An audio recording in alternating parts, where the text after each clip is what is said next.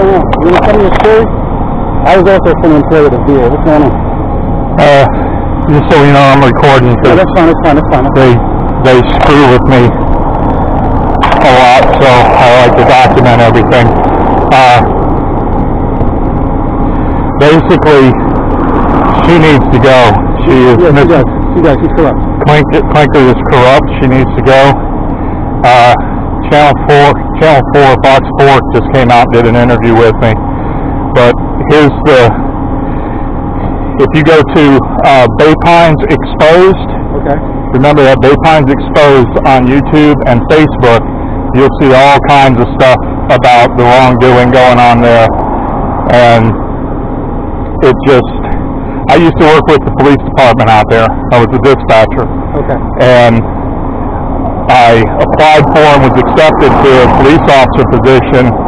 And while I was waiting for my academy date, the police chief called me down and wanted me to spy on other officers that were involved in a $1.3 million lawsuit for and all them.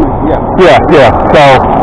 So when I refused to do that, they started harassing me and targeting me and everything. And then I found out from a nurse manager, I used to be an EMS supervisor out there before I went to the police department, that there was unnecessary surgeries and surgical delays going on.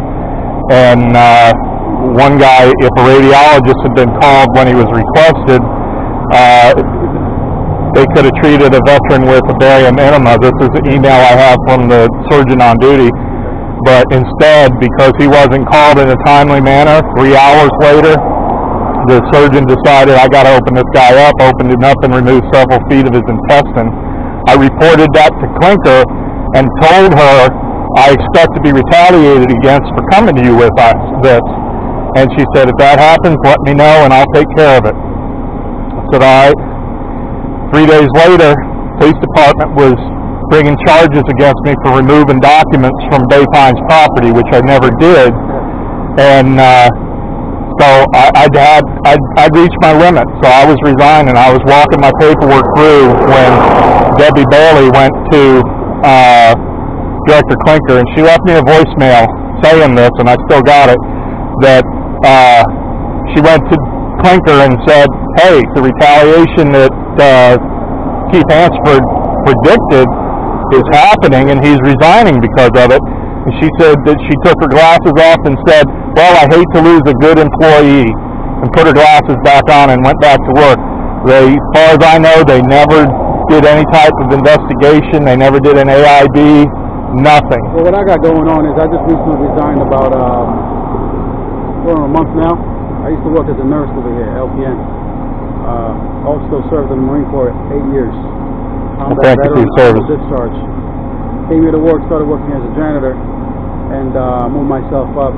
Finally got a position as a nurse here, working for Lindsay Jones, corrupt supervisor. So is Miss Buchanan, she's corrupt as well. So I started getting false accusations about me making threats to people. The first one was a common tactic with them. The first false allegation was Teresa Rita, which was unfounded in the evidence file. She alleged that I threatened to strangle her. Can you speak up just a bit?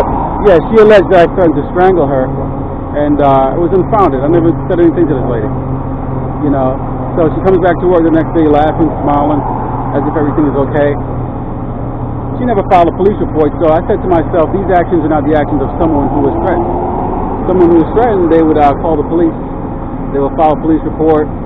They would wouldn't come to work. They would ask to be removed from the section. She didn't. So after about a year, they gave me the evidence file. They proposed a 2-week suspension based on some trumped-up charges, which I rebutted. Same thing with me. And I saw the handwriting on the wall. It was suspension, then termination. It was inevitable. So I left. I have an attorney, and I'm going to sue them. I'm not going to let this rest. Period. Good for you. I'm not going to let this rest. If it kills me, I'm not going to let it rest. Good for you. These people here are corrupt. They haven't served their country. I've served my country. Deployed to Afghanistan 2004 to 22nd New. God love you. Honorable discharge veteran. These people haven't done anything for the country. They come here, they walk around with big white coats, and they act like a bunch of leaders, like they're more knowledgeable, more educated than everybody else. Not only am I a veteran, I have a bachelor's degree in criminal justice and a master's in emergency management. So they weren't going to push me around. They weren't doing something stupid. The second allegation was by my corrupt supervisor, Lindsey Jones. I can't hear you. My second allegation was by my corrupt supervisor, Lindsey Jones. Lindsey Jones alleged that I threatened her, and she was scared for her life. Had an interview by police officer Chisholm, who escorted me downstairs. He asked me, he said to me, threats were alleged. I said, I never threatened anybody. Who did I threaten? So then, subsequently later, Lindsey Jones, she wants to invite me back into her room for performance appraisals, November 29th and November 30th. So I said to her, aren't you supposed to be scared of the big black African male? Why would you invite a 6 foot, 245-pound male into your office after you've done accused him of threatening you? It was a setup. It was a setup, absolutely. So she could say, oh, he didn't like his appraisal and he did this. Exactly. So I refused to meet with her, right? See, they don't give veterans credit for being intelligent. So so I said, I'm not meeting with you. Then one of the charges, she said I was insubordinate because I refused to meet with her. I said, hell no. I'm not going to meet with you. Are you crazy? So you can say I grabbed your breast, I grabbed your vagina? What are you, crazy? So then the third allegation was with another employee, what's his name, Daniel Rakajizik. Again, he alleged... What is it? Daniel Rakajizik. Okay. Again, he alleged that I threatened him. He went down to police, told police that I threatened him in front of 8 different witnesses. They did all these interviews. The guy was saying that I come to work late every day, I'm lazy. I work for Dr. Wiener. I'm very industrious, hardworking. I've always worked 2 jobs. And you don't work for Dr. Wiener and you're lazy. So again, he was trying to slime me in front of my patients, right? So I asked him about it. I said to him, dude, I'd appreciate if you're not telling my patients that I'm lazy and I come to work late every day, because this is not true. You know, you're trying to paint me in a bad light in front of my patients. So what he did, he went out to police and told police that I threatened him. So the police did an investigation, and I guess they did some other investigations, and they said that, well, I shouldn't have spoken to him. And I said, if somebody is falsely accusing you of something, you know, you should address the issue. He works for me. I'm the nurse. He's the secretary. Yeah. So there were allegations that I invited him to the back parking lot for a fight, which was absurd. I said to him, he started getting loud on the floor. He said, shut your mouth. If you don't like it, get off the floor. And I said to him, Daniel, we cannot do this on the floor. You got to take this to the back room for discussion. He said, no, let's take it outside to the parking lot. So now he was inviting me for a fight. So we have one African-American male whose statements concurred with what I said, and others that he shouted. And then we had another individual, even Daniel Rakajizik himself, in his testimony in the evidence file, said that I never threatened him. But then we had another gentleman, Paul Lipinski, who I believe under duress lied, and he wrote because his supervisor told him to lie, said that he wasn't sure what happened, but he clearly heard me say, let's go out to the parking lot and fight. Now here I am, a 40-year-old man. I have a daughter, I have a wife, I have a license to protect. I'm a nurse. The Florida Practice Act 456 and 477 outlines disciplines, violations, things of that nature, right? So here I am, a dad who has to take care of a family. I'm going to step on the floor and invite somebody to the parking lot for a fight. What is this, kindergarten? I'm 40 years old and I've never been locked up by police. You know, I've been a cop. I know the law. You know, I've always been try to be an upright citizen and try to do what I need to do. But this place is corrupt, and this lady needs to go because they're all in collusion and they have no integrity. All they think about is money. They think about themselves. You see, there's a big difference between management and leadership. Exactly. This place is lacking so much leadership. They need to take leadership. The supervisors need to read leadership books, how to be leaders. You know, read books by I believe Max Stillwell. You know, the fundamental laws of leadership. You know, they need to read books about how to be leaders. Management deals with processes and systems. These people don't give a damn about their personnel.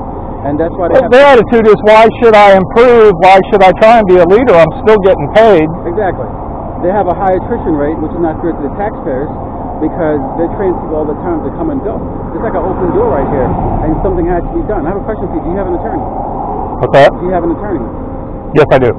Okay. May I have your number, because we need to line up, because there's so many people in here that experience injustice. There's also another African-American male in here. His name is Lewis. I can't say his last name, but his name is Lewis. Okay. And they alleged twice that he sexually harassed a female. Now this young lady comes to work.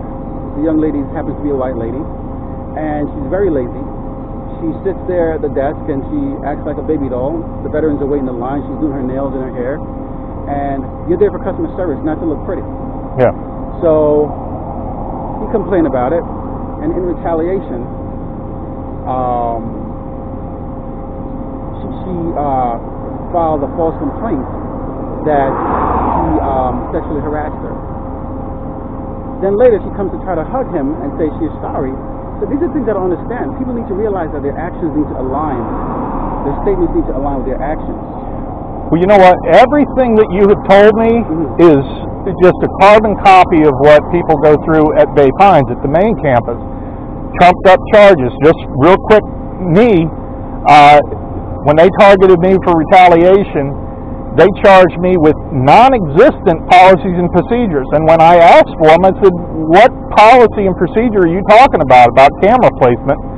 They could not provide a policy or procedure. They just said I violated it. And you cannot violate something. They have a law defense. It's called ex post facto. The ex post facto law. In other words, you cannot charge an individual. It's called the ex post facto law. It's actually a defense. You cannot charge someone for a crime if there wasn't a statute on the book for that crime. So you cannot go back later and say and write a policy and then go back and retroactively charge a person for it. It's called the ex post facto defense. Well, here's their way around that. After an HR specialist retired, this is several years after I left, after this HR specialist retired, he came forward and said he wanted to clear his conscience because they had forced him to push my suspension and push all of my discipline and ignore my requests for evidence and stuff like that. And he was afraid if he didn't do it, they would come after him. Exactly, retaliation as well. So, the union vice president... Takeshka Thomas? No, it was Dina Meitner at the time. She's Takeshka is the president. Right now, yeah. Was the union rep that sat with me and caught my supervisor falsifying my answers during the investigative questions. Yes. She made him scratch them all out, and they were the worst possible thing that I could have said. She made him scratch them out, and we started over. But when they submitted my suspension paperwork, they had reverted back to his false statements, and at the bottom of the form where it called for my confirmation signature, typed out Keith Hansford confirmation signature, he signed in my place and put in parentheses that my signature wasn't necessary. And when I brought that up during my defense, they just turned a blind ear or deaf ear to it, because what the HR specialist told me is that when I told them I wouldn't spy for them, I was a marked man. So the question I have now is this. These people are not listening locally. Right now it's going through the investigative process. What else do you think we need to do? Do we need to go to Washington? Do we need to organize a bunch of veterans to get this going? Because this is not going to change, and we are veterans. We've served our country. Our group, Bay Pines Exposed, we have met with, in the office with Congressman Bill Arrakis and Charlie Crisp's staff. Charlie Crisp's staff sat with us for almost 2.5 hours, took copious notes, and said, this is the first of many meetings. We would love for you to be at the next Congressman meeting. When is this going to happen? We don't have it scheduled yet, but I'll give you my contact information, or you can get a hold of us through Bay Pines Exposed. You'll see, there's two administrators on Bay Pines Exposed. myself and my old police lieutenant, Lieutenant Rob O'Neill. Okay. But I'll give you my personal phone number, and then